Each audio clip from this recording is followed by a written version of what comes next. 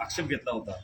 Property क्रमांक भूमापन क्रमांक उपविभाग 697 आणि याची जी हमीपत्रामध्ये नोंद नव्हती त्याच्यावरती आक्षेप घेतला होता. त्या आक्षेप आमचा निवडणूक आयोगाने फेटाळला, पण त्याचा आम्ही पुढे हायकोर्टात कोर्टामध्ये जाऊन न्यायालयात दखल दिली, कारण त्याच्यामध्ये पूर्ण इन्फॉर्मेशन दिलेली नाही, माहिती दिलेली नाही आणि माहिती लपवणे 15 नुसार 9 3-4 या कलमानुसार आम्ही याच्यावर दावा न्यायालयात घेऊन जाऊ आणि नक्कीच आम्ही याच्यावरती जनतेकडे पण कौल मागतोय आणि अशी बेहिशोबी मालमत्ता किती लपवली असेल याची माहिती आम्ही नक्कीच या कोर्टाद्वारे आम्ही निवडणूक आयोगाद्वारे घेऊन येऊ. रोवणी जर तुमचं म्हणणं फेटाळलं असेल तर 3 दिवसांची मुदत असते जिल्हाधिकाऱ्यांकडे या संदर्भात अपील करण्यासाठी. आपण कधी जिल्हाधिकाऱ्यांकडे दाखल मी उद्याच करू दाखल, उद्याच करणार आहे, जिल्हाधिकाऱ्यांकडे करणार आहे, कोर्टामध्ये करणार आहे, न्यायालयाकडे करणार आहे.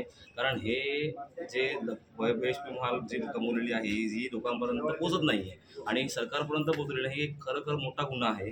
प्रॉपर्टी लपवणं हा मोठा गुन्हा आहे आणि ह्या गुन्ह्यावरती आवाज उठवा याचं मी तिकडे फॉर्म भरतो, उमेदवार फॉर्म भरतोय, तर माझी जबाबदारी आहे की ही गोष्ट बाहेर काढून लोकांपर्यंत पोहोचवावी.